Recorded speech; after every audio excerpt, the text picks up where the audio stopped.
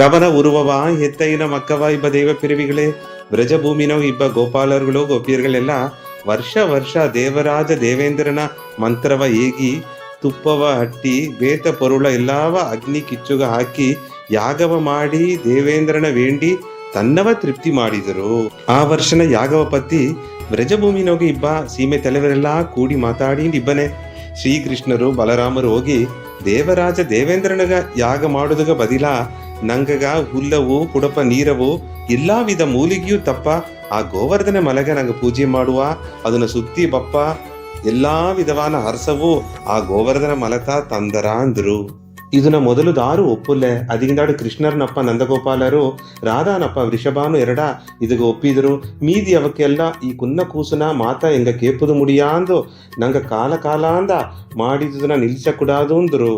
ಅದೇ ಮಕ್ಕ ಅಲ್ಲಿ ಎರಡು ಪಿರಿವಾಗಿ ಒಂದು ಪಕ್ಕ ದೇವೇಂದ್ರನಿಗ ಯಾಗವೂ ನಡೆದಿತ್ತು, ಇನ್ನೊಂದು ಪಕ್ಕ ಗೋವರ್ಧನ ಮಲೆಗ ಪೂಜೆಯವು ದನ ಕರುಗೆಲ್ಲ ಗೋ ಪೂಜೆಯೂ ನಡೆದಿತ್ತು.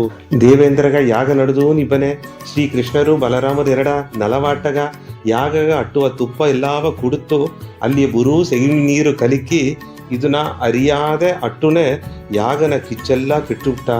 ಅಲ್ಲಿಬ್ಬ ಒಬ್ಬೊಬ್ಬರು ಇದನ್ನ ನೋಡಿ ಕೋಪ ಪಟ್ಟರು. ಏಕೈತ ಮಾಡಿದೆ ಕೃಷ್ಣ ಎಂದರು. ಯಾಗ ಒಳ್ಳಂಗ ನಡೆಯಾದ ಅಪ್ಪನೆ ದೇವೇಂದ್ರನ ಕೋಪ ಅಂದ ನಂಗೆಲ್ಲಾಗ ಏರ್ಕೈ ಮೂಳಿಯವ ಅಳಿವು ಬಂದುಬಿಟ್ರ ಅಂತ ಹೇಗಿದ್ರು.